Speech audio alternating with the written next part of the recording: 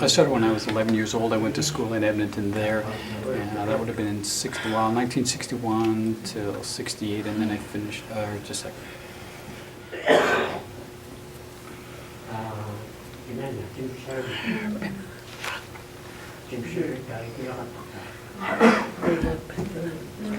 And when I first got there, I was learning the basics, a lot of the stuff from the students, and it took me a while to learn, like, I guess about 3 months to learn the basics, the ABCs, like how to fingerspell and stuff like that.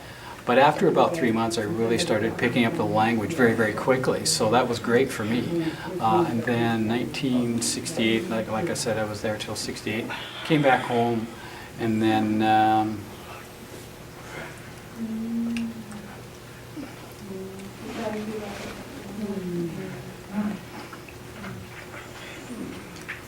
and actually, it was interesting because when I came back to my home, my parents obviously were speaking Inuktitut, and I didn't understand them, and even just trying to figure out some of their lip reading was very difficult.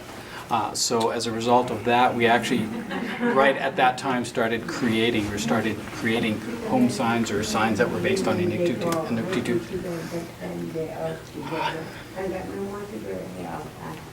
I had the same experience when I was attending the Edmonton School for the Deaf, because I just didn't understand the English. That was another process that I had to learn. It's another language. So simple concepts, simple nouns like chairs, stuff like that. But once I got used to it and was reading it more and working with it more, I acquired it quite quickly.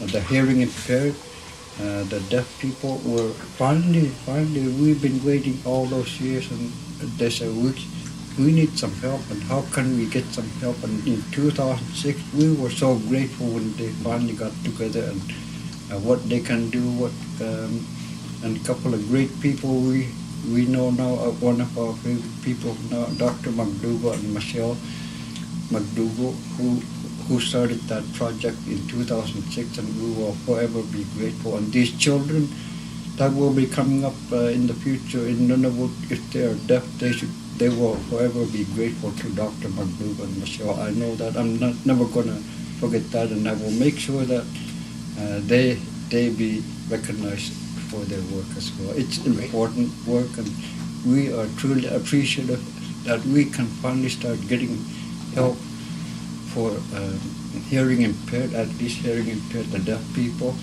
They don't even have a doorbell that flashes or a fire alarm that flashes up here. And we had a meeting with NTI Nunavut Incorporated in their building, and the fire alarm went on, and there was no flashing light. And they saw to themselves that, yeah, she might die if she can't hear the fire alarm. If she's working in the office, she won't hear the alarm. But if there's something flashing, even these simple things we don't have yet. My wife, she's hearing impaired. She went to school for the deaf in Edmonton for 7 years when she was 11, starting when she was 11. And she has all this knowledge that she has from learning sign language, American Sign Language. She always wants to teach what she learned in school for the deaf children or even regular children, so she can communicate with anyone. You see these deaf people in Nunavut, whenever they finally get together, boy, they feel like talking with their hands. They need to talk with their hands, like we need to talk in our own Inuktitut language as well. These people who taught sign language really miss talking in their language too, and when they get together, boy, they could even get noisy in the house, in their room, and how excited they are to finally talk. And that's what happened in 2006 when they got together for the very first time. My wife was so happy. She finally able to express her feelings in sign language, not just alphabetical. Yeah. She finally got what she'd been asking for years and years in the 2006, and she hopes to meet all the deaf people in Nunavut and get all together and find out exactly how many they are and what kind of help. They like to become teachers all of them. I met a lot of deaf people when I'm going for meetings, different meetings, and they have all said, I have all this knowledge, this schooling. I want to become a teacher. How do I become a sign language teacher?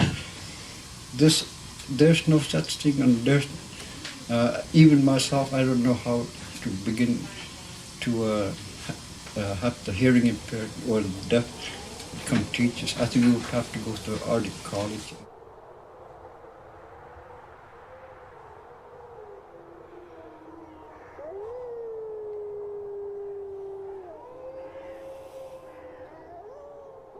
She said when she was about 11 or 12 years old, her younger sister, when she was quite young, she got sick, she got ill, and one of her eyes even turned white completely when she became ill.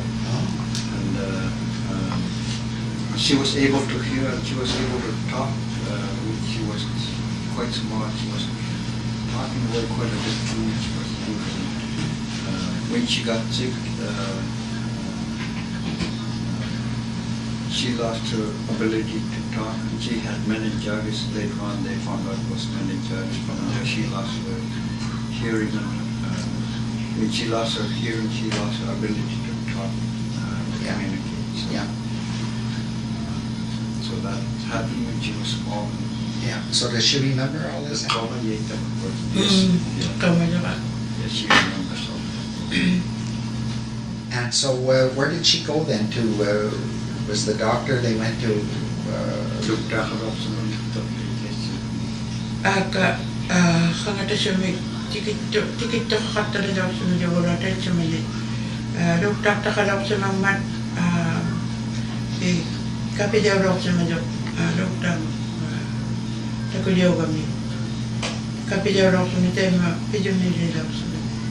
The doctors were able to come up from time to time, and there was a time when the doctor came in when she was ill and quite ill, and the doctor gave her an injection, and after that she got much better after that injection. She recovered from the meningitis, basically. Yeah.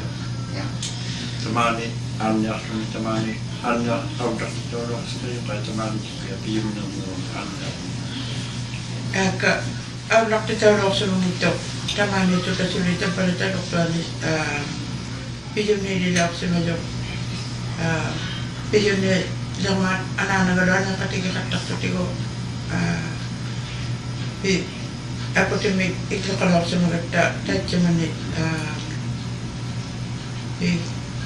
pijumi itu kami ane rumah kataman ubang amang ingat juga nama amak sunyo itu mi aku temi tak kami kalau semua jauh ane kami ni jago tayo ni ikut mana na apa surat semua jauh pijumi kami orang kan terlihat semua gadang.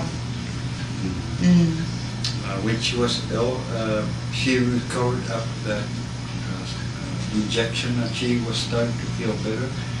And she always wanted to go outside. She was small, and she had to pack her like they carry babies in a backpack or packing. And if it wasn't her taking her outside, she always wanted to go. It was her mother who took her outside. And she was still able to talk that time after she recovered her illness. And they were living in igloos at the time in the snow houses. And when she went out, she recognized that it was Jacob, her older brother's house. And she wanted to go to Jacob's igloo, and he's passed away now too. But she was still able to talk at that time. So after that, then she lost her hearing, and then how did they communicate after that? Saya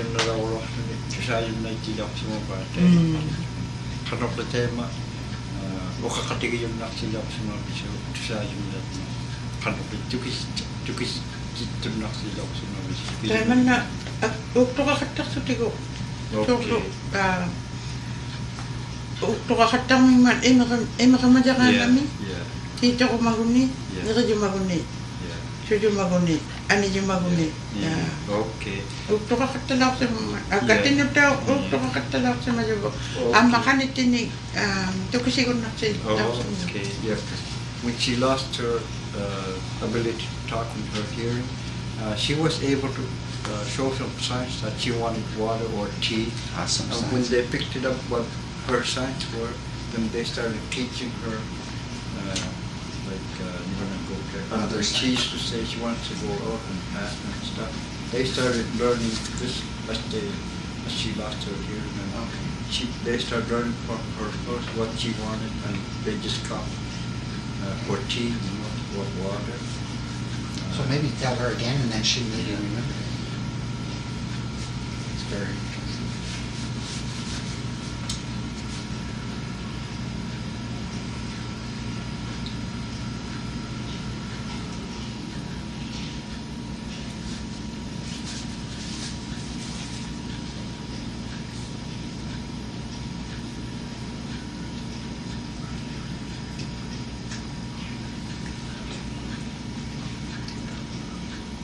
For turning away, Nakalungin. Yeah. Nakalung siya ako very niya to kalawin mo. Yeah. Kali sa siya katalaw sa majubo, namoy niyo tuti tayo katasudi ko. Tusanin niya. When she was small, she really enjoyed fishing when she was really young, and they kept an eye on her because some of the ice was thin and dangerous, but they kept an eye on her all. But she really enjoyed fishing, and she's still there.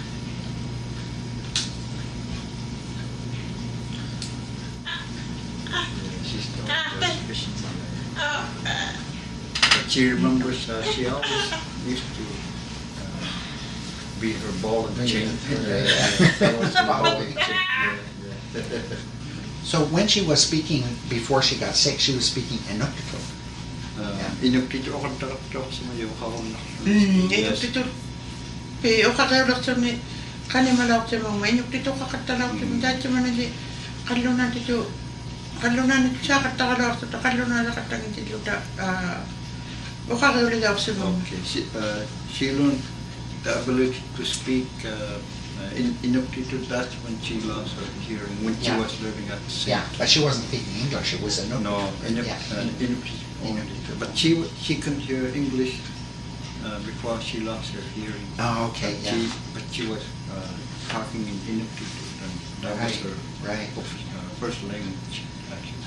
So when did she start school? And Kaganda kaya ilisa na dat ayaw suyi ka daw. Kangaw na. Dahil sa mga, tikin man na ti 55 niyo ko, pero ko suy ka na tikilaw sa mga tikit siya malangmat, itlong nga pila ka sa mga langmat. Tama na 56 siya makay, 57 mi tama na 58 tama nga. Ito sa katali daw si medyo. Ano ko suy ka na, minok tito ko ka lang natin sa buhay sa katali. There was an Anglican preacher or minister who came here, and they built the church and they built their house.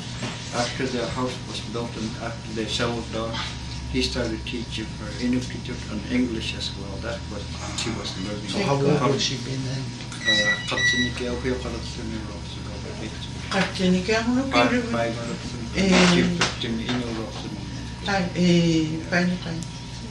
Balo ka 6 naman. She was 5 or 6 around there. Okay, 5 or 6.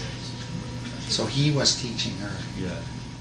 So what happened after that? She went to school in Edmonton. Okay. So would she come? How did they feel that she was sent away to school? Kanang liit pero sa loob sa mga isa na kita naman. Kuwagi daw sa mga siyo. Ilan na nagkakisya ni isa magilaw sa mga o kung nangingin naglingin mo. Ana nagisi magikanya raw sa mga doon kanang telo ako. Ngiti mo ro dahil sa mga makulaw sa mga mga. Yeah. She was more worried about her mother because her mother was always worried about that she's hearing impaired. Yeah. When she went away, her mother was still alive. Okay. And she was worried that maybe her mom might have missed her too much. Yeah. One thing that was she was glad she went to school, but she was at the same time worried. Very worried, yeah. Yeah. Yeah. She might go through all this hardship. Right. They had no idea what kind of school. No. Ikajok tahu ya kadlakan yung nila kaya mamili nga akso kong naman buka ko nang tumiglon ito sa aming tumig o baraw na kanima hilok pasok na doktor na kanima mo akso kong naksiyang makawin yung mga kutaman na ikajok ko suwang niya pata ikajok tahu kan naksiyang niya katamak ko ayong nitsya ka doang mata niyang itsutiglong mata ilisi matsya naksawang matalon nilang ini buka kong naksunilon niya sila to naksawang mata ikajok tahu kan nakajakat daw. She is extremely grateful that finally she said finally there's something for her sister who is hearing impaired, and she's extremely grateful that you're here to maybe help out, maybe do something in the future, but she's extremely grateful. Ano pwede wait kami kinutakaw kayo? Ida pwede makuning alon nit o kakon naktugalon nit. Ilang hindi sila to naksawang mata. Yeah, and she knows too that even if they're hearing impaired, they're much wiser than hearing impaired people too sometimes, and she knows how difficult it is with someone who has disability trying to get help. Yeah. She grew up with that, and she knows that now she's grateful that they were finally seeing someone coming Good. finally. Yeah. Because when she was younger and when they were younger, they wanted help, but they didn't know how. And Yeah. finally, it's about time that someone finally comes for the hearing Yeah. impaired.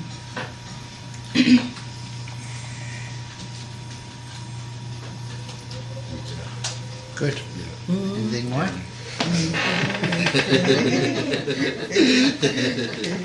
Yeah.